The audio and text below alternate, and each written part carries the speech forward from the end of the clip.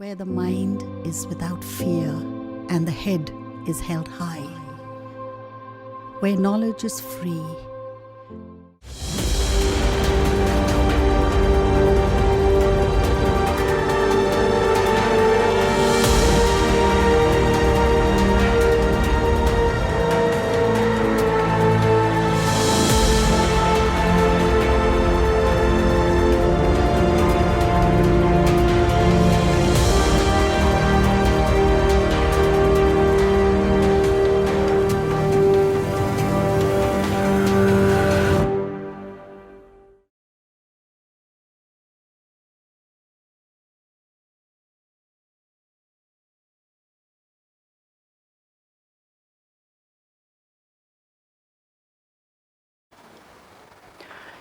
স্নেহের ছাত্রছাত্রীরা, আশা করি এই করোনা আবহে তোমরা সবাই ভালো আছো, সুস্থ আছো।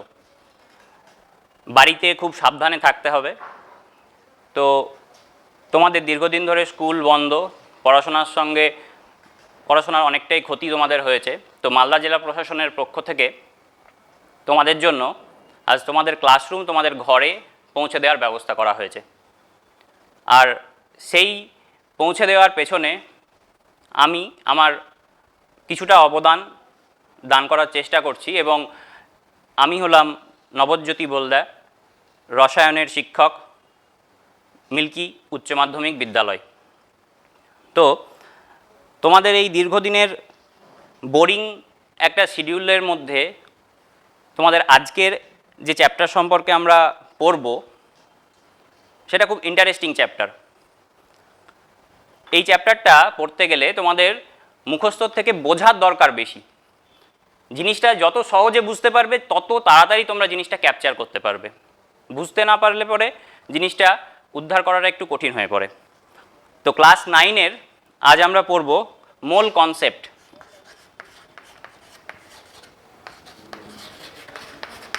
বা মোলের ধারণা। তো বিজ্ঞানীরা চিরকালই একটু চালাক। কীরকম চালাক না, সমস্ত জিনিসকে আমাদের কাছে কি করেছেন না, যতটা সম্ভব পেরেছেন সহজলভ্য করে তুলেছেন। তো সেটা করতে গিয়ে দেখা গেছে অণু কথাটার ইংরেজিতে আমরা বলে থাকি মলিকিউলস। তো বিজ্ঞানীরা কি করলেন, সেটাকে একটু ছোট করে দিলেন, CULES কে বাদ দিয়ে দিলেন, দিয়ে নামটা নিয়ে চলে এলেন মোল। তাহলে এই মোল জিনিসটা কি, এই জিনিসটা সম্পর্কে আমাদের আগে একটু জানতে হবে। বা কেনই বা আমরা মোল সম্পর্কে জানবো বা কেনই বা আমরা মোল সম্পর্কে পড়বো। তো সেটার জন্য আমরা প্রথমেই বলি, আমরা দেখো বাজার করতে যাই, বাজারে গিয়ে আমরা বিভিন্ন জিনিস কিনি, ধরো আলু, পটল বা যাই বলো, আমরা একটা পরিমাণ বলি যে হ্যাঁ আমাকে 2 কেজি আলু দিন বা 5 কেজি আলু দিন বা 500 গ্রাম পটল দিন। এরকম ওজনের একটা পরিমাপ হচ্ছে আমরা গ্রাম, কিলোগ্রাম ইত্যাদির মারফত করে থাকছি। সেরকমই রাসায়নিক পদার্থের পরিমাপ করার জন্য রসায়নবিদরা এই মোল সম্পর্কে ধারণাটা আনেন বা মোলের ধারণাটা আনেন। তো মোলের ধারণার আনতে গিয়ে আমাদেরকে প্রথমে একটু যে জিনিসটা জানতে হবে সেটা হচ্ছে অ্যাভোগাড্রো প্রকল্প বা অ্যাভোগাড্রো হাইপোথিসিস। যেখানে কি বলা হলো, যেখানে বলা হলো সাপোজ ধরে নাও কতকগুলি গ্যাস আছে, নাইট্রোজেন, অক্সিজেন, অ্যামোনিয়া। আমি 3টে গ্যাস নিলাম। 3টে গ্যাস এর মধ্যে একটু পার্থক্য দেখো, প্রথম দুটি গ্যাস এ দুটি হচ্ছে মৌলিক গ্যাস, অন্যদিকে এই গ্যাসটি হচ্ছে আমাদের যৌগিক গ্যাস। কেন যৌগিক গ্যাস? কারণ এখানে 2 রকমের মৌল বর্তমান। তাহলে অ্যাভোগাড্রো বললেন একই চাপ এবং উষ্ণতায় সম আয়তনের সমস্ত গ্যাস মানে হচ্ছে কি মৌলিক গ্যাস বা যৌগিক গ্যাস, একই চাপ এবং উষ্ণতায় সম আয়তনের সমস্ত গ্যাসে সমসংখ্যক অণু বর্তমান থাকবে। তার মানে কি? তার মানে ধরে নিলাম 1 লিটার নাইট্রোজেন গ্যাস আছে, 1 লিটার অক্সিজেন গ্যাস আছে, 1 লিটার অ্যামোনিয়া গ্যাস আছে। তাহলে 1 লিটার নাইট্রোজেন গ্যাসে সাপোজ XT যদি অণু থাকে, তাহলে এখানেও XT অণু থাকবে, এখানেও আমার XT অণু থাকবে। তো এই ধারণার উপরে ভিত্তি করে বিজ্ঞানী মিলিকান পরীক্ষা করে দেখান যে কোনো পদার্থের 1 মোল পরিমাণের মধ্যে অণুর সংখ্যাটা হবে 6.022 ইন্টু 10⁻23। এই যে সংখ্যাটা, এই সংখ্যাটা কেমন? এখানে দেখো 10⁻23, তাহলে সংখ্যাটা কতটা বড় সেটার সম্পর্কে আমাদের একটু ধারণা আনা যাক। একটু কল্পনা করি, দেখো 10⁻23, 10, 10-এর পরে 100, তারপর 1000, এইভাবে যদি যেতে থাকি তাহলে 10, 10 স্কোয়ার মানে 100, 10 কিউব মানে আমরা পাই কি না 1000। এইভাবে একটা একটা করে শূন্য যুক্ত হতে হতে 23টা শূন্য আমার 10-এর পরে যুক্ত হয়েছে এখানে। তাহলে একটু ভাবো, যদি আমরা এত সংখ্যক ক্রিকেট বলের আয়োজন করি, এতগুলি ক্রিকেট বল যদি আমরা জোগাড় করি, দিয়ে যদি আমরা রাখতে চাই পৃথিবীর ওপর, তাহলে দেখা যাবে যে গোটা পৃথিবীকে ঘিরে 100 কিলোমিটার পুরু একটা আস্তরণ পড়ে গেছে। তাহলে বোঝা যাচ্ছে যে কতটা বড় এই সংখ্যাটা। গোটা পৃথিবীকে ঘিরে পৃথিবীর চারপাশে, জলভাগ এবং স্থলভাগের চারপাশে 100 কিলোমিটার পুরু একটা আস্তরণ পড়ে গেছে। তার মানে সংখ্যাটা কিন্তু মোটেও ছোট নয়। আচ্ছা, আরেকভাবে ভাবা যাক, মনে করো 9 কিলোমিটার দৈর্ঘ্য আর 9 কিলোমিটার প্রস্থ বিশিষ্ট আমাদের একটা চারকোনা নল আছে। যে নলটা কি হচ্ছে, এখান থেকে একদম চাঁদ পর্যন্ত বিস্তৃত। সেই নলের মধ্যে 1 ফোঁটা 1 ফোঁটা করে যদি জল ফেলো, তাহলে সেই নল ভর্তি হতে আমার এত ফোঁটা জলের প্রয়োজন হবে। কি বললাম না, 9 কিলোমিটার দৈর্ঘ্য এবং 9 কিলোমিটার প্রস্থ বিশিষ্ট একটি নল পৃথিবী থেকে চাঁদ পর্যন্ত বিস্তৃত আছে, যেটাকে আমি 1 ফোঁটা 1 ফোঁটা করে জল দ্বারা ভর্তি করছি। তখন আমার এত ফোঁটা, অর্থাৎ 6.022 10⁻23 এত ফোঁটা জলের প্রয়োজন হবে। তার মানে বোঝা যাচ্ছে সংখ্যাটা কত বড়। তাহলে এই সংখ্যাটা কিন্তু একটা বিশাল নাম্বার। এবার আমাদের এই মোল থেকে আরও কী কী জিনিস আমরা ক্যালকুলেট করতে পারি বা বের করতে পারি। প্রথমে আসি এখান থেকে অ্যাভোগাড্রোর প্রকল্পের এই মোল সম্পর্কে আরও ডিটেলসে আমরা আসছি পরবর্তীতে। তো প্রথমেই যে জিনিসটাই আসি সেটা হচ্ছে অ্যাটমিক মাস বা পারমাণবিক ভর। পারমাণবিক ভর কাকে বলে না, পারমাণবিক ভর পরিমাপের দুটো স্কেল আছে, একটা হচ্ছে হাইড্রোজেন স্কেল, একটা হচ্ছে তোমার কার্বন স্কেল। হাইড্রোজেন স্কেলে বলা হচ্ছে যে কোনো মৌলের একটি পরমাণু একটি হাইড্রোজেন পরমাণুর ভরের যত গুণ ভারী তাকেই বলা হচ্ছে আমার ওই পদার্থের পারমাণবিক ভর। ঠিক একইভাবে 1961 সালে IUPAC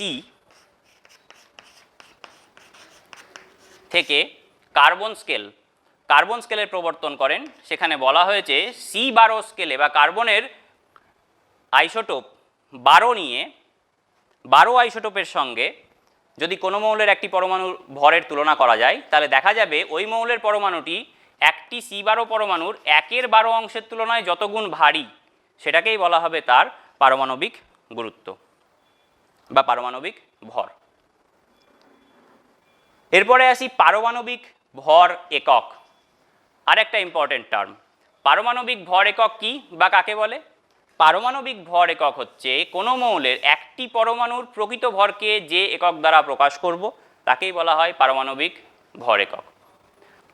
মোলের সংজ্ঞা অনুযায়ী বলা হয়ে থাকে অ্যাভোগাড্রো সংখ্যক, অর্থাৎ 6.023 বা 022 10⁻23 এত সংখ্যক অণু পদার্থের যে পরিমাণে থাকছে তাকে বলা হচ্ছে 1 মোল।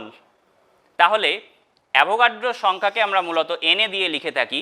এনে সংখ্যক অণু পদার্থের কত পরিমাণে থাকবে, ওই পদার্থের পারমাণবিক গুরুত্ব যত হবে বা আণবিক গুরুত্ব যত হবে সেই পরিমাণে থাকবে। তাহলে এখানে কার্বনের জন্য যদি আমরা কনসিডার করি, তাহলে এত সংখ্যক অণু থাকবে 12 গ্রাম কার্বনে। তাহলে একটি অণু কততে থাকবে?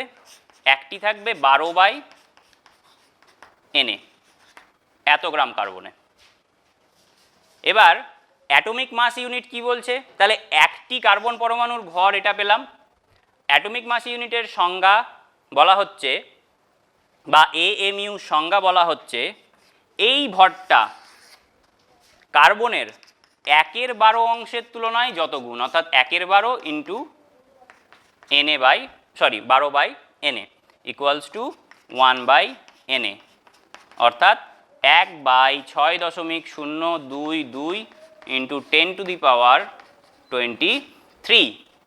তাহলে এর মানটা কত হবে না, এর মানটা হবে 1.6605 ইন্টু 10⁻24। তাহলে এটাকে বলা হচ্ছে তোমার অ্যাটমিক মাস ইউনিট। তাহলে যেহেতু এটা মাস, তাহলে এটাকে আমরা একটা একক দিতে হবে, এটাকে আমরা গ্রাম দিয়ে লিখতে পারি বা গ্রাম দিয়ে লিখে থাকি। তাহলে যে কোনো একটা মৌল বা যৌগ যদি আমরা ধরে থাকি, তাহলে তার ক্ষেত্রে আমার অ্যাটমিক মাস ইউনিট কত হবে না, যদি বলা হয় নাইট্রোজেন n পরমাণু, তাহলে n পরমাণুর ক্ষেত্রে অ্যাটমিক মাস ইউনিটের পরিমাণ কত হবে না, n পরমাণুর ক্ষেত্রে অ্যাটমিক মাস ইউনিট হবে 14 ইন্টু 1.6605 10⁻24। এটা হবে নাইট্রোজেন পরমাণুর ক্ষেত্রে অ্যাটমিক মাস ইউনিট, এত গ্রাম।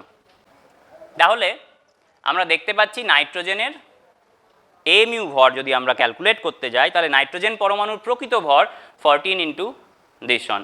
14টা কি, 14টা হচ্ছে নাইট্রোজেনের অ্যাটমিক ওয়েট।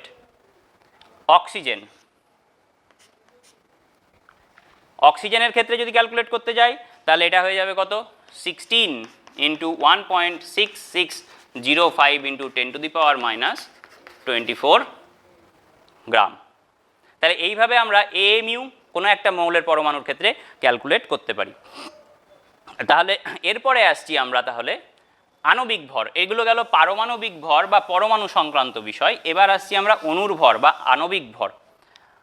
আণবিক ভর বলতে কি বুঝি, কার্বন স্কেলে যদি আণবিক ভর সংজ্ঞা দিতে যাওয়া হয়, তাহলে বলা যায় কোনো যৌগের একটি অণুর ভর কার্বনের একটি C12 পরমাণু মানে C12 পরমাণুর 1/12 অংশের তুলনায় যত গুণ ভারী, তাকেই বলা হয় তার আণবিক গুরুত্ব বা আণবিক ভর। তাহলে মনে করো গ্লুকোজ C6H12O6 এর আণবিক ভর বা আণবিক গুরুত্ব আমরা ক্যালকুলেট করব। কিভাবে পাবো, কার্বন কটা আছে, 6টা, কার্বনের পারমাণবিক ভর 12 ইন্টু 6 প্লাস হাইড্রোজেন কতগুলি আছে 12, তাহলে 1 ইন্টু 12 প্লাস অক্সিজেন কতগুলি আছে 6টা, তার মানে এখান থেকে পাই 16 ইন্টু 6, তাহলে 72 12 96 180, এটা আমরা পেয়ে থাকি। তাহলে ঠিক একইভাবে H2SO4 এর যদি আমরা আণবিক গুরুত্ব ক্যালকুলেট করতে যাই, তাহলে দেখো কিভাবে পাবো,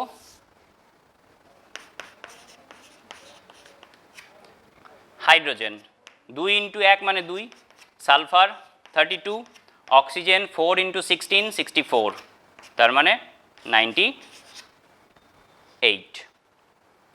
তাহলে এইভাবে আণবিক গুরুত্ব বা আণবিক ভর আমরা ক্যালকুলেট করে থাকি। এবার আসছি গ্রাম আণবিক ভর। তো এই যে আণবিক গুরুত্বটা পেলাম, এটার পাশে কেবল জি বা গ্রাম বসিয়ে দিলেই সেটাকে আমরা বলি গ্রাম আণবিক ভর। যেমন জল H2O এর আণবিক গুরুত্ব বা আণবিক ভর কত, 18, এটা আমরা জানি অলরেডি। তাহলে 18 পাশে যদি আমরা জি বসিয়ে দিই, তাহলেই যেটা পাবো, অর্থাৎ 18 গ্রাম জল মানেই বোঝানো হচ্ছে জলের গ্রাম আণবিক গুরুত্ব বা গ্রাম আণবিক ভর। এরপর আর একটা খুব ইম্পর্ট্যান্ট জিনিস, সংকেত ভর।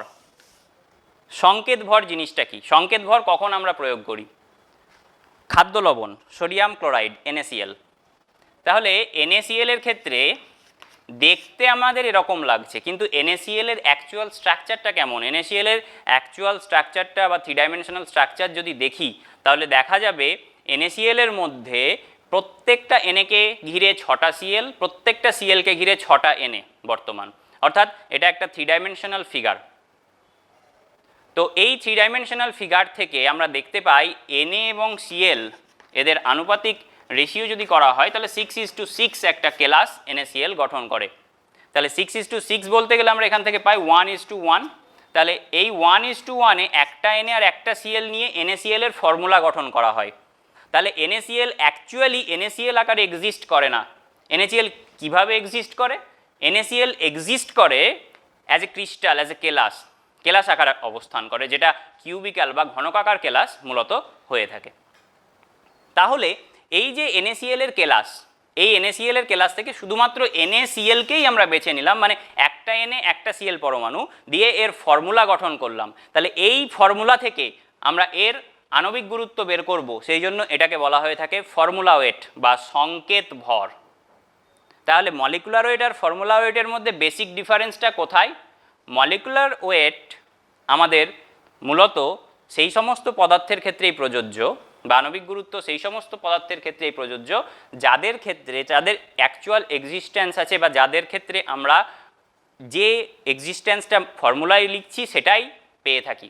কিন্তু এদের ক্ষেত্রে এদের আনুপাতিক রেশিওটাকে ধরে নিয়ে একটা ফর্মুলা গঠন করা হচ্ছে, বা ফর্মুলা গঠন করা হয়, বা ফর্মুলা গঠন করা হয়ে থাকে, যে কারণে এটাকে বলা হচ্ছে আমার ফর্মুলা ওয়েট। তাহলে এখানে এর ফর্মুলা ওয়েট যদি ক্যালকুলেট করতে যাই, তাহলে 23 প্লাস 35.5 যোগ করলে 58.5, তাহলে এর ফর্মুলা ওয়েট কত হবে? 58.5 হবে। ক্লিয়ার? এবার আসছি গ্রাম সংকেত ভর। তাহলে এই যে 58.5, এটাকেই যদি আমরা গ্রামে কনভার্ট করি, তাহলে আমরা কি পাবো? এটার গ্রাম সংকেত ভর পাবো। অর্থাৎ যদি বলে NaCl এর গ্রাম সংকেত ভর কত, কিচ্ছু না, জাস্ট এর ফর্মুলা ওয়েট বের করে পাশে একটা গ্রাম বসিয়ে দিলাম, হয়ে গেল।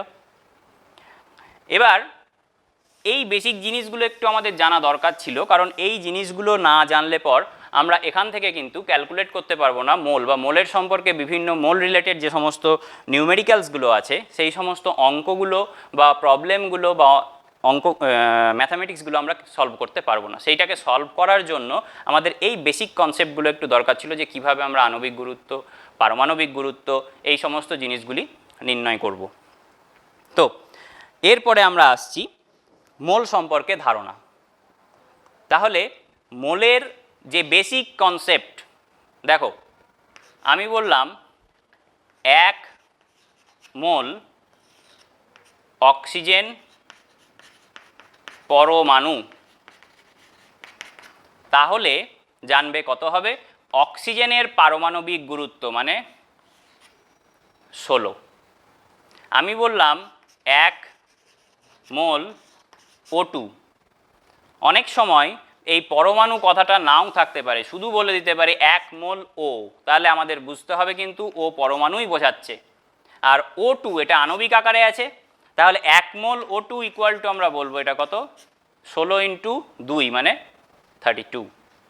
এবার বললাম 1 মোল H2O, তাহলে 1 মোল জল মানে কত? জলের আণবিক গুরুত্ব মানে 18। এবার দেখো এর সঙ্গে আমরা অ্যাভোগাড্রো সংখ্যাকে রিলেশনে আনছি। কিভাবে আনবো? 1 মোল ও ইকুয়াল টু বলেছিলাম 16, তার মানে আমি বলতে পারি 16 গ্রাম ও পরমাণুর মধ্যে পরমাণুর সংখ্যা হবে অ্যাভোগাড্রো সংখ্যক। ঠিক একইভাবে 32 গ্রাম O2-তে O2 অণুর সংখ্যা হবে। এখানে ভালো করে খেয়াল করবে, এটার ক্ষেত্রে বলেছিলাম পরমাণু, এটার ক্ষেত্রে বললাম অণু। ঠিক একইভাবে 18 গ্রাম জলে অণুর সংখ্যা হবে অ্যাভোগাড্রো সংখ্যক। এবার দেখো 32 গ্রাম অক্সিজেনে অক্সিজেন পরমাণুর সংখ্যা, এবার দেখো একটা অক্সিজেনে অক্সিজেন কটা ছিল? 2টো, তাহলে অক্সিজেন পরমাণুর সংখ্যা, ও পরমাণু থাকবে কতগুলি? 2 ইন্টু Na। ঠিক একইভাবে 18 গ্রাম জলে Na সংখ্যক কী ছিল? অণু ছিল, তার মধ্যে হাইড্রোজেন কতগুলো ছিল? 2টো, অক্সিজেন ছিল একটা, তাহলে বলতে পারি 2 ইন্টু Na সংখ্যক H পরমাণু আছে, এবং Na সংখ্যক অক্সিজেন পরমাণু আছে। তাহলে 18 গ্রাম জলে অণুর সংখ্যা Na, 18 গ্রাম জলে H পরমাণুর সংখ্যা 2Na, 18 গ্রাম জলে অক্সিজেন পরমাণুর সংখ্যা Na, 18 গ্রাম জলে মোট পরমাণুর সংখ্যা 2Na plus Na equal to 3Na। আশা করি বোঝা গেছে। আর একটা উদাহরণ দিচ্ছি, কার্বন ডাইঅক্সাইড, যেটা খুব আসে পরীক্ষায়। জল আর কার্বন ডাইঅক্সাইডটাই তোমাদের বেশি আসে। কার্বন ডাইঅক্সাইড, কার্বন ডাইঅক্সাইডের মলিকুলার ওয়েট 12, 16 ইন্টু 2 মানে 32, মানে 44। তাহলে 44 গ্রাম CO2-তে অণুর সংখ্যা, অ্যাভোগাড্রো সংখ্যক, 44 গ্রাম CO2-তে সি পরমাণুর সংখ্যা, একটা সি আছে একটা CO2-তে, তাহলে এনএ সংখ্যকই আসবে। ঠিক একইভাবে 44 গ্রাম CO2-তে অক্সিজেন পরমাণুর সংখ্যা 2Na। তাহলে 44 গ্রাম CO2-তে মোট পরমাণুর সংখ্যা কত হবে? Na plus 2Na equals to 3Na। তার মানে অ্যাভোগাড্রো সংখ্যক অণু কোথায় থাকবে? যে কোনো পদার্থের আণবিক গুরুত্বে থাকবে। অ্যাভোগাড্রো সংখ্যক অণু, অ্যাভোগাড্রো সংখ্যক পরমাণু কোথায় থাকবে? যে কোনো মৌলের পারমাণবিক গুরুত্ব বা পারমাণবিক ওয়েট বা ভর যেটা, সেখানে থাকবে। এবার আসছি কিছু অঙ্কে, তারপরে আবার কিছু সম্পর্কে যাব। মনে করো তোমাকে বলল, খুব সহজ একটা প্রবলেম, 1.8 গ্রাম জল।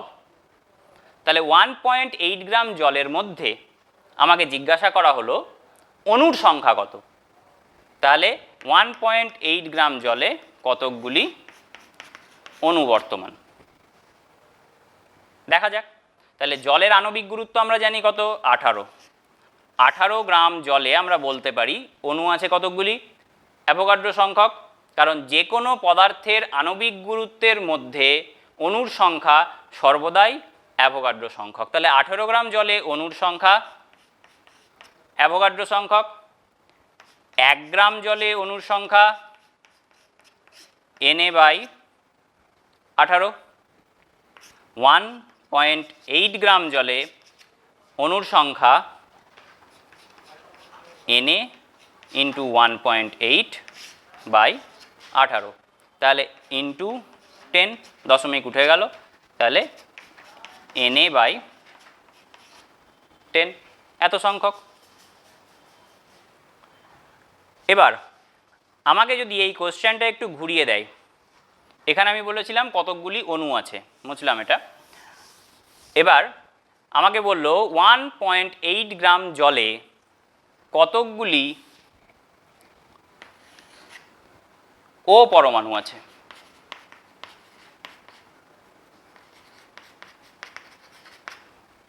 কতকগুলি ও পরমাণু আছে। তাহলে দেখো, একটা জলের মধ্যে আমি অক্সিজেন কটা দেখতে পাচ্ছি, একটাই। তাহলে 18 গ্রাম জল, 18 গ্রাম জলের মধ্যে অক্সিজেন পরমাণু কতগুলি থাকবে, অ্যাভোগাড্রো সংখ্যক। তাহলে 1 গ্রাম জলে কতগুলি থাকবে, Na/18। ঠিক একইভাবে 1.8 গ্রামের মধ্যে কত থাকবে, Na ইন্টু 1.8/18। তার মানে আলটিমেট এটাও হবে কত, Na/10। কিন্তু এইটাই যদি এবার অক্সিজেন পরমাণু না বলে তোমাকে এখানে দিয়ে দিল হাইড্রোজেন পরমাণুর সংখ্যা কত বা H পরমাণুর সংখ্যা কত, তখন দেখো একটি জলের অণুতে H আছে কটা, দুটি। তাহলে বলতে পারি 18 গ্রাম মানে আণবিক গুরুত্ব পরিমাণে H পরমাণুর সংখ্যা হবে কত, 2 ইন্টু Na। তাহলে 1 গ্রামে হবে 2Na/18, 1.8 গ্রামে হবে কত, এখানে 2 হয়ে যাবে। তাহলে 2 হলে এটা হয়ে যাবে 5, তাহলে এখান থেকে অ্যাকচুয়ালি আমরা পাবো Na/5। তাহলে 1.8 গ্রামে H পরমাণুর সংখ্যা হবে Na/5। এবার একটু মজার অঙ্ক করা যাক। তোমাকে বলল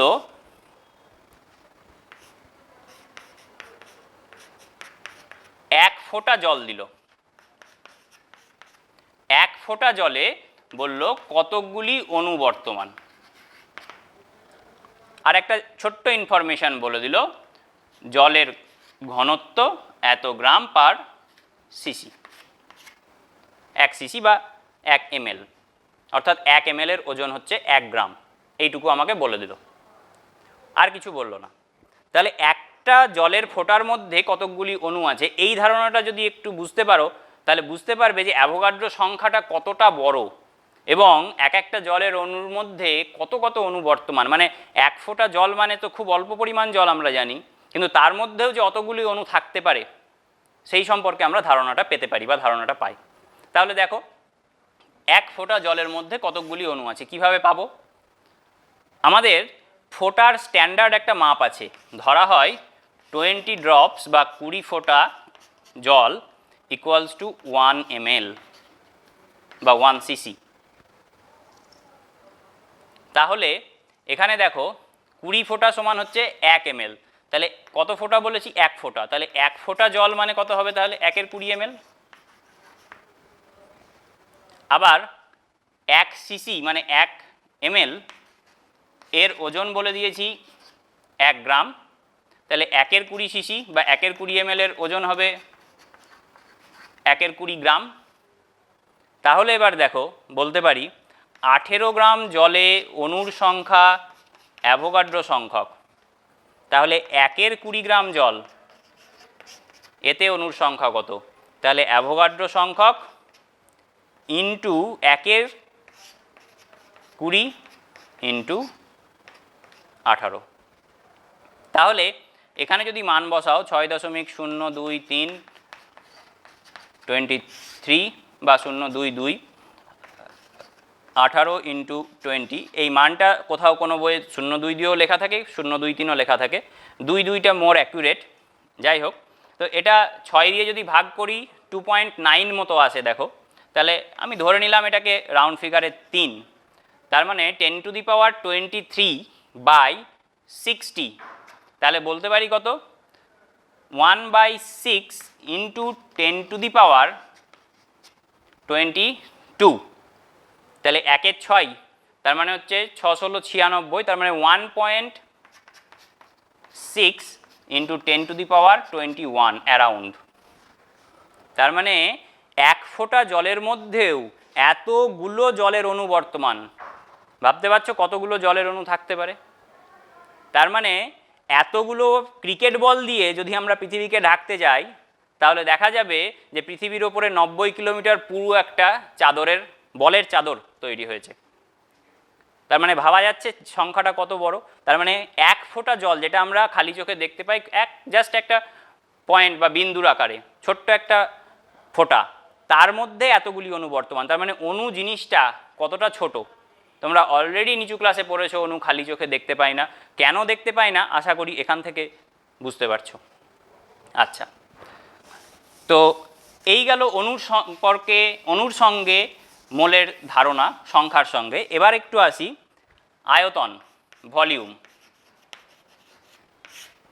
ভলিউমের সঙ্গে ধারণা। তো অ্যাভোগাড্রো সূত্র বা অ্যাভোগাড্রো প্রকল্প থেকে একটা সিদ্ধান্তে আসা যায় যে 1 গ্রাম অণু যে কোনো গ্যাসের আয়তন 22.4 লিটার। 1 গ্রাম অণু মানে কি? 1 গ্রাম অণু মানেই 1 গ্রাম মোল। মোলকে MOLও লিখতে পারা যায়, MOLও লেখা যায়। তো 1 গ্রাম মোল যে কোনো পদার্থের মধ্যেই অ্যাভোগাড্রো সংখ্যক অণু বর্তমান, এটাও আমরা জানি। তাহলে এখান থেকে দেখো বলতে পারি অ্যাভোগাড্রো সংখ্যক অণুর আয়তন কত হবে? 22.4 লিটার। তাহলে 1 গ্রাম অণুর আয়তন বললাম 22.4 লিটার।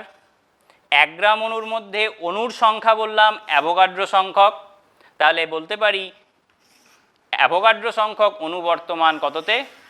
22.4 লিটারে। তাহলে বা উল্টোভাবে বলতে পারি 22.4 লিটার যে কোনো পদার্থের বলতে যে কোনো গ্যাসের মধ্যে অণুর সংখ্যা কত হবে? অবশ্যই অ্যাভোগাড্রো সংখ্যক। তো এই রিলেটেড কিছু প্রবলেম করা যাক। বলা হলো 5.6 লিটার CO2, 5.6 লিটার CO2-তে কতকগুলি অণু আছে, কতকগুলি অণু আছে। তাহলে কার্বন ডাইঅক্সাইডের আণবিক গুরুত্ব 44, কিন্তু এক্ষেত্রে 44টা আমাদের কিন্তু কোনো কাজে লাগবে না, কারণ আমাকে এখানে দিয়েছে কি আয়তন, লিটারে দিয়েছে। তাহলে এক্ষেত্রে দেখো 22.4 লিটার কার্বন ডাইঅক্সাইডে অনুবর্তমান কত, অ্যাভোগাড্রো সংখ্যক। তাহলে 1 লিটার আয়তনে অণু থাকবে কত, Na/22.4। তাহলে 5.6 লিটারে কত থাকবে, ইন্টু 5.6।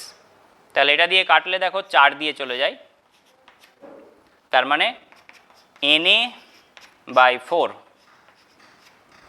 এক্ষেত্রে একটা ইনফরমেশান তোমাদের দেওয়া ভালো, যেটা পরীক্ষার সঙ্গে রিলেটেড। আলটিমেট তো আমাদের পরীক্ষাতে অঙ্কগুলো করতে হবে, শিখতে তো হবেই, তার সঙ্গে পরীক্ষাতেও অঙ্কগুলো করতে হবে।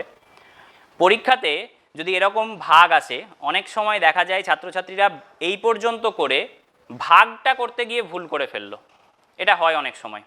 এবং অনেক সময় দেখা যায় যে শেষের দিকে অঙ্কগুলো করতে গিয়ে তাড়াহুড়ো করে ভাগটা করতে গিয়ে ভুল করে ফেললো। সে সময় অনেক সময় কোনো এক্সামিনার নাম্বার কাটেন, বা কোনো সময় ইনস্ট্রাকশন থাকে নাম্বার কাটার, কোনো সময় থাকে যে না কাটতে হবে না, যেহেতু এইটুকু ঠিক করেছে। তো তোমরা যদি এই আকারেও রেখে দাও তাহলে কিন্তু কোনো ভুল নেই, কারণ এই আকারে রেখে দিলে পরে এটার মধ্যে কোনো ভুলভ্রান্তি নেই। কিন্তু তুমি যদি ভাগটা করতে গিয়ে ভুল করো তাহলে কি উত্তরটা ভুল বেরিয়ে যাচ্ছে। সুতরাং বড় বড় ক্যালকুলেশনগুলোকে তোমরা যতটা পারবে এই আকারে রেখে দেবে, কিন্তু তাই বলে একটা মানে সোজা ক্যালকুলেশন আছে, সহজ ক্যালকুলেশন আছে, যেটা মুখে মুখেও ইভেন সম্ভব হয়তো, সেটাকেও তুমি করলে না, সেটা করাটা কখনোই উচিত নয়। এই ভাগটা বা এই প্রবলেমগুলো এই আকারেও অনেক সময় এমসিকিউ কোশ্চেনে অনেক সময় এসে থাকে। সুতরাং এই আকারে প্র্যাকটিস করাটা অনেকটা বেটার। এবার তারপরে তো তুমি ভাগ জানোই, সময় থাকলে বা নির্ভুলভাবে করতে পারলে অবশ্যই ভাগ করে দেবে, সেটা আরও ভালো। আচ্ছা, এবার আসছি কোনো পদার্থের পরিমাণকে আমরা কিভাবে মোলে কনভার্ট করব।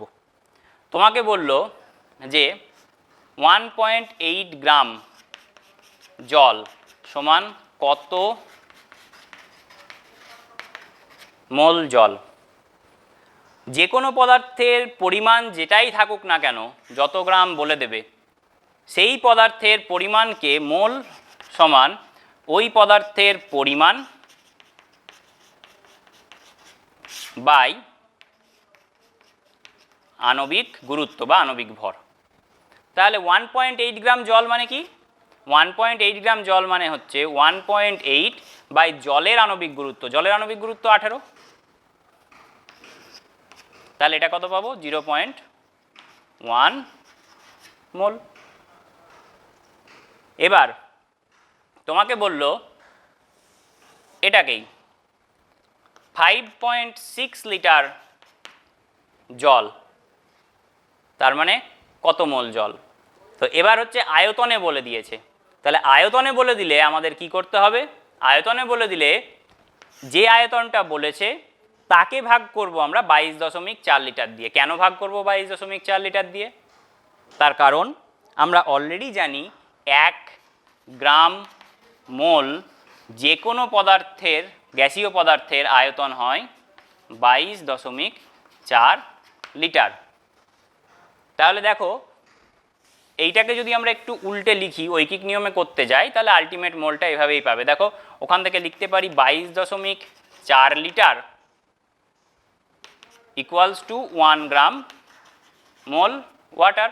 তাহলে 5.6 লিটার ইকুয়ালস টু কত, 5.6 বাই 22.4 গ্রাম মোল, তার মানে 1/4 মোল, এটা বলতে পারি। তাহলে আমরা কেবলমাত্র আয়তনটিকেই যদি 22.4 দিয়ে ভাগ করে দিই তাহলেই আমরা পেয়ে যাব ওই পদার্থের মোল। তাহলে ওজন থাকলে ওজন বাই ওই পদার্থের, যে পদার্থ দিয়েছে তার আণবিক গুরুত্ব, আয়তন থাকলে আয়তন বাই 22.4, তাহলেই আমরা পেয়ে যাচ্ছি ওই পদার্থের মোল।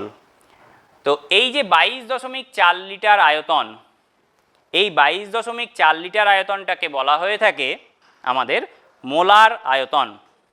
আচ্ছা, এবার আমরা নতুন নতুন কিছু নিউমেরিক্যালস করি বা প্রবলেমস করি, যে প্রবলেমগুলো পরীক্ষাতে আসে এই ধরনের। প্রথমে যে উদাহরণগুলো বা যে প্রবলেমগুলো তোমাদের দেখানো হলো সেগুলো অনেক সহজ সহজ ছিল বা অনেক সোজা ছিল। তো এবার একটু আস্তে আস্তে কঠিনের দিকে যাই। এবার দেখো, বলা হলো 100 গ্রাম জল সমান কত গ্রাম মোল জল। 100 গ্রাম জল ইকুয়ালস টু কত গ্রাম মোল জল। তাহলে একটু আগেই বললাম মোল সমান পরিমাণ বাই আণবিক গুরুত্ব, তাহলে এত গ্রাম মোল ভাগ করে যেটা হবে সেটাই। এবার অঙ্কটাকে আরেকটু কঠিন করি। বলল আমাকে যে 0.001 মোল H2O তে কতকগুলি H পরমাণু আছে। তাহলে দেখো, জলের আণবিক গুরুত্ব প্রথম থেকে বলে আসছি, আমি জল নিয়ে বেশি উদাহরণ দিচ্ছি তার কারণ পরীক্ষাতে জলের উদাহরণগুলোই বেশি করে আসে এবং কার্বন ডাইঅক্সাইড আসে, অন্যান্যগুলোও আসে কিন্তু এইগুলো বেশি আসে, সেই জন্য এগুলো একটু ক্লিয়ার করে নিই। আস্তে আস্তে আমি বড় মলিকুলে যাব। 18 গ্রাম জলে H পরমাণু বর্তমান, H পরমাণু আছে কতকগুলি আছে 2 ইন্টু অ্যাভোগাড্রো সংখ্যক। তাহলে 18 গ্রাম জল মানে কত পরিমাণ জল? 1 মোল জল। তাহলে বলতে পারি 1 মোল জলে H পরমাণু আছে 2 ইন্টু Na। তাহলে এত মোল জলে কত থাকবে? 2 ইন্টু 0.001 ইন্টু Na, তার মানে 0.002 ইন্টু Na হয়ে গেল। এবার এটাকে ভাগ করেও দিতে পারো, তাহলে ভাগ করলে কি পাই একটা দেখিয়ে দিই ভাগ করে। 6.02322 ইন্টু 10⁻23 ইন্টু 2 বাই 1000। তাহলে 1000 করলে এটা 10⁻20 আর এটা আছে 12.044 ইন্টু 10⁻20 এত টি। আচ্ছা, এবার আসছি পরবর্তী অঙ্কে। বলা হলো এসটিপিতে 7 গ্রাম নাইট্রোজেন এর আয়তন কত?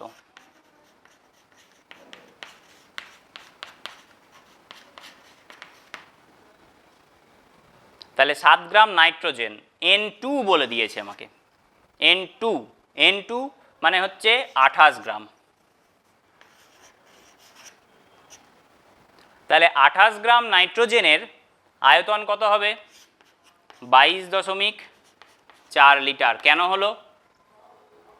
আমরা জানি একটু আগেই বলা হয়েছে 1 গ্রাম অণু যে কোনো গ্যাসের আয়তন এসটিপিতে হয় 22.4 লিটার। তাহলে 1 গ্রাম অণু নাইট্রোজেন মানে কত? 1 গ্রাম অণু মানে 1 গ্রাম মোল। 1 গ্রাম মোলের আয়তন হচ্ছে 28 গ্রাম নাইট্রোজেনের আণবিক গুরুত্ব। তাহলে 28 গ্রাম নাইট্রোজেনের আয়তন হচ্ছে কত? 22.4 লিটার। তাহলে 7 গ্রাম নাইট্রোজেনের আয়তন কত হবে? 22.4 ইন্টু 7 বাই 28। তাহলে 7 দিয়ে কাটলে হয় 4, এটাকে ভাগ করলে হয় 5.6 লিটার। তাহলে এটা গেল একটা আয়তন সংক্রান্ত গণনা। এবার আসি আরেকটু কঠিন অঙ্কে, এটা মুছি। বলল 196 গ্রাম H2SO4, 196 গ্রাম H2SO4 এর মধ্যে 1 নম্বর কোশ্চেন দিল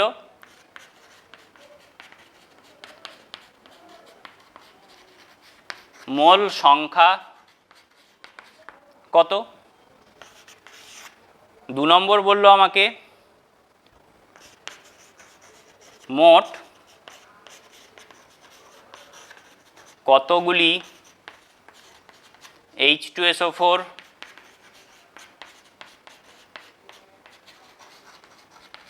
অণু বর্তমান, আর 3 নম্বর বলল মোট পরমাণুর সংখ্যা কত, আর আরও একটা বলল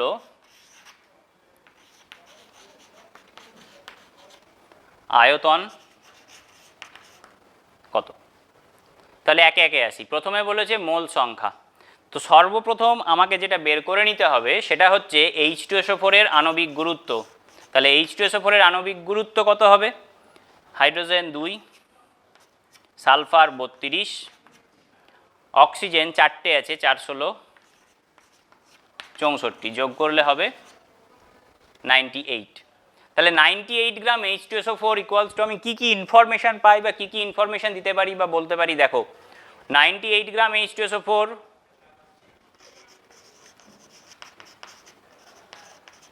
ইকুয়ালস টু 1 গ্রাম মোল, এটা বলতে পারি। এই পরিমাণ H2SO4 এরই আয়তন আমরা বলতে পারি 22.4 লিটার, এটা বলতে পারি। আর কি বলতে পারি? আর বলতে পারি এই পরিমাণ H2SO4 এর মধ্যেই আমার অ্যাভোগাড্রো সংখ্যক অণু বর্তমান, এতটা ইনফরমেশান আমার জানা। তাহলে এই ইনফরমেশানটুকু কাজে লাগিয়েই সমস্ত প্রবলেমগুলো সলভ হয়ে যাবে। তাহলে প্রথমে বলেছে কত? মোল সংখ্যা। মোল সংখ্যার জন্য খুব সহজেই আমরা কি করতে পারি বলেছি, 196 হচ্ছে পরিমাণ, তাকে আণবিক গুরুত্ব দিয়ে যদি ভাগ করে দিই তাহলে আমরা মোল সংখ্যা পেয়ে যাব। তাহলে মোল সংখ্যা কত আমি এখানেই লিখছি, মোল সংখ্যা ইকুয়ালস টু 196/98 ইকুয়ালস টু 2, পেয়ে গেলাম। তারপরে বলেছে মোট কতকগুলি H2SO4 অণু বর্তমান। তাহলে দেখো 98 গ্রাম H2SO4 এর মধ্যে এখানে দেখতে পাচ্ছি অণুর সংখ্যা কত ছিল, অ্যাভোগাড্রো সংখ্যক অণু আছে কত গ্রাম, 196 গ্রাম। তার মানে কি হবে, 98 এর দ্বিগুণ 196, তার মানে 2 ইন্টু অ্যাভোগাড্রো সংখ্যক অণু বর্তমান হবে। তাহলে এখানে অণুর সংখ্যা কত হবে, ইকুয়ালস টু 2 ইন্টু অ্যাভোগাড্রো সংখ্যক। তাহলে অণুর সংখ্যাটাও আমরা পেয়ে গেলাম। এবার বলেছে মোট পরমাণুর সংখ্যা কত। তাহলে দেখো H2SO4, একটা H2SO4 এর মধ্যে কতকগুলি পরমাণু আছে, 2টো H পরমাণু, একটা S পরমাণু, 4টে অক্সিজেন পরমাণু, তাহলে যোগ করে হলো 7, টোটাল 7টা পরমাণু আছে। তাহলে 98 গ্রাম H2SO4 এর মধ্যে আমি বলতে পারি 98 গ্রাম H2SO4 এর মধ্যে পরমাণুর সংখ্যা 7 ইন্টু অ্যাভোগাড্রো সংখ্যক। তাহলে আমার আছে কতটা, 196, তার মানে 2 টাইমস হয়ে যাবে। তার মানে 196 গ্রাম H2SO4 এ পরমাণুর সংখ্যা হবে 2 ইন্টু 7 ইন্টু Na, তার মানে 14 ইন্টু Na হয়ে গেল। এবার বলেছে 196 গ্রামের আয়তন কত। এখান থেকে আমি দেখতে পাচ্ছি কত, 98 গ্রাম H2SO4 এর আয়তন পেয়েছিলাম 22.4 লিটার। তাহলে 196 গ্রাম মানে ডবল, তাহলে ডবলের আয়তন ডবল হবে, তাহলে 44.8 লিটার। সিম্পল। তো এই ধরনের অঙ্কগুলি আমাদের পরীক্ষাতে আসে।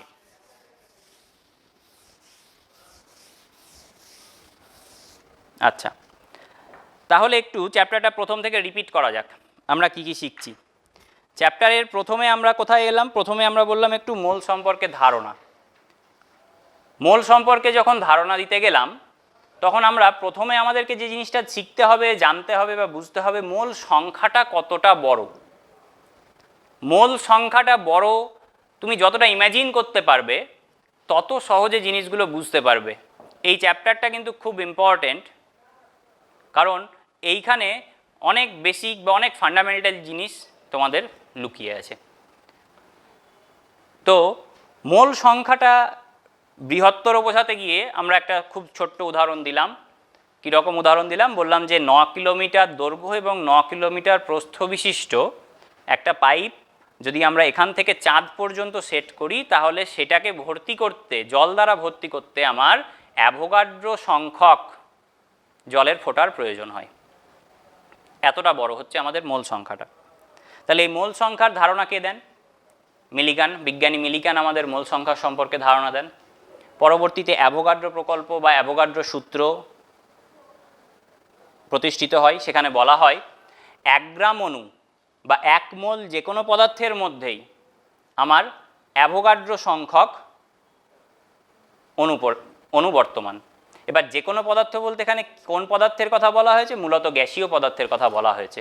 আর আরও একটা কন্ডিশন আছে অবশ্যই, সেটা হচ্ছে কখন অ্যাট এসটিপি, অর্থাৎ এসটিপিতে standard temperature and pressure maintain করলে তখনই আমরা তার মধ্যে অ্যাভোগাড্রো সংখ্যক অণু পাব। তো 1 গ্রাম মোল পরিমাণ যে কোনো পদার্থের আয়তন আবার আমরা পড়লাম 22.4 লিটার, যাকে বলা হয় মোলার আয়তন। আবার 1 গ্রাম অণু যে কোনো পদার্থ মানেই বোঝায় ওই পদার্থের আণবিক গুরুত্ব। এবার এখান থেকে একটু আসি সরে গ্রাম পরমাণুতে বা গ্রাম অ্যাটমিক ওয়েট। 1 গ্রাম অ্যাটমিক ওয়েট মানে কি? গ্রাম অ্যাটমিক ওয়েট মানে বোঝাচ্ছে ওই পদার্থের পারমাণবিক গুরুত্ব পরিমাণ। তাহলে পারমাণবিক গুরুত্বের সংজ্ঞা কি? পারমাণবিক গুরুত্বের সংজ্ঞা হচ্ছে কোনো পদার্থের যে পরিমাণ হাইড্রোজেনের, যদি হাইড্রোজেন স্কেল ধরেই বলি, হাইড্রোজেনের একটি পরমাণুর 1 অংশের তুলনায় যত গুণ ভারী, বা কার্বন স্কেলে বললে কোনো পদার্থের একটি পরমাণু একটি কার্বন পরমাণুর 1/12 অংশের তুলনায় যত গুণ ভারী, তাকে বলা হচ্ছে তাদের পারমাণবিক গুরুত্ব। ঠিক একইভাবে আণবিক গুরুত্বের সংজ্ঞা যদি বলতে যাই, তাহলে আণবিক গুরুত্ব কাকে বলে? কোনো যৌগের একটি অণু একটি কার্বন পরমাণুর 1/12 অংশের তুলনায় যত গুণ ভারী। তারপরে এলাম কি? তারপরে এলাম অ্যাটমিক মাস ইউনিট। কোনো এক পদার্থের বা কোনো মৌলের একটি পরমাণুর প্রকৃত ভর, এই কথাটা খুব ইম্পর্ট্যান্ট। একটি পরমাণুর প্রকৃত ভরকে যে একক দ্বারা আমরা বোঝাই তাকেই বলা হয়ে থাকে অ্যাটমিক মাস ইউনিট। এবং অ্যাটমিক মাস ইউনিটের মান 1.6605 × 10⁻⁻24 গ্রাম। তারপর মোলার আয়তনের সঙ্গে আমরা সম্পর্ক দেখলাম। মোলার আয়তনের সঙ্গে কি সম্পর্ক দেখলাম? যে 1 গ্রাম অণু বা 1 গ্রাম মোল যে কোনো পদার্থ যার আয়তন হবে কত?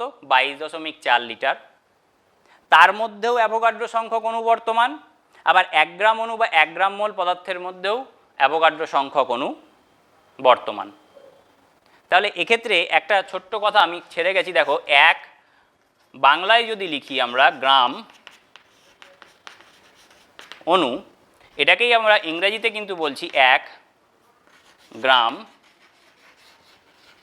মলিকিউল। তাহলে এখানে এই মলিকিউলটাকে যদি বাদ দিয়ে দিই, তাহলে এই 1 গ্রাম অণু সমান আমরা কি পেয়ে যাই? 1 গ্রাম মোল। তার মানে কি 1 গ্রাম অণু মানেই হচ্ছে আমাদের 1 গ্রাম মোল। তাহলে 1 গ্রাম অণু বা 1 গ্রাম মোল যে কোনো পদার্থের মধ্যে অ্যাভোগাড্রো সংখ্যক অণু বর্তমান। ছোট্ট উদাহরণ দিই, অ্যামোনিয়া মানে 17 আণবিক গুরুত্ব। তাহলে 17 গ্রাম অ্যামোনিয়ার আয়তন যদি কত বলে? 22.4 লিটার। 18 গ্রাম জল আয়তন কত? 22.4 লিটার। 17 গ্রাম অ্যামোনিয়ায় অণুর সংখ্যা অ্যাভোগাড্রো সংখ্যক অণু, 18 গ্রাম জলে অণুর সংখ্যা অ্যাভোগাড্রো সংখ্যক অণু, 44 গ্রাম কার্বন ডাইঅক্সাইডে অণুর সংখ্যা অ্যাভোগাড্রো সংখ্যক অণু, 44 গ্রাম কার্বন ডাইঅক্সাইডের আয়তন 22.4 লিটার। তার মানে যে কোনো পদার্থের আণবিক গুরুত্ব নির্ণয় করতে পারলেই আমরা তার আয়তন পেয়ে যাব, ওই পরিমাণের আয়তন পেয়ে যাব। আণবিক গুরুত্ব নির্ণয় করতে পারলে ওই পরিমাণের মধ্যে আমরা অণুর সংখ্যা নির্ণয় করতে পারবো। এবার একটা অণুর মধ্যে, একটি যৌগিক অণু বা মৌলিক অণুর মধ্যে কতকগুলি পরমাণু আছে সেটার উপরে ডিপেন্ড করবে আমার ওই পদার্থে কতকগুলি পরমাণু আছে। তাহলে যেমন জলের একটি অণুর মধ্যে 2টো হাইড্রোজেন 1টা অক্সিজেন পাচ্ছি। তাহলে মোট পরমাণুর সংখ্যা কত? 3।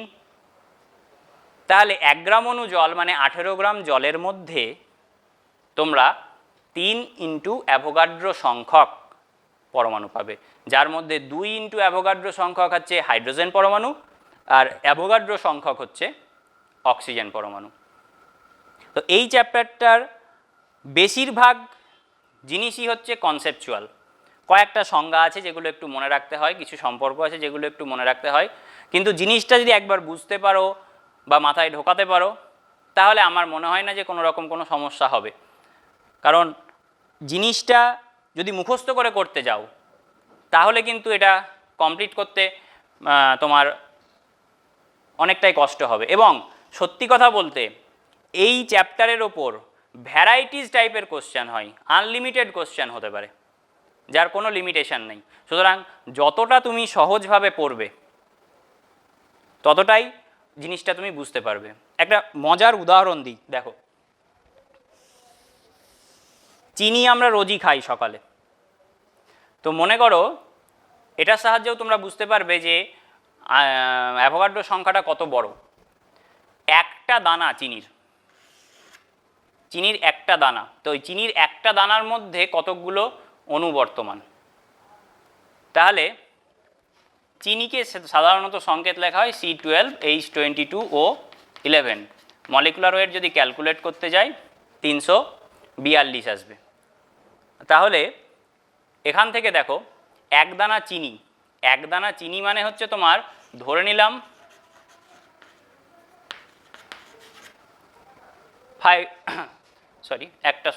5 মিলিগ্রাম বা 0.005 গ্রাম। তাহলে দেখো 342 গ্রাম চিনির মধ্যে অ্যাভোগাড্রো সংখ্যক অণু বর্তমান। তাহলে 1 গ্রাম চিনির মধ্যে Na/342 এতগুলি অণু বর্তমান। তাহলে 0.005 এর মধ্যে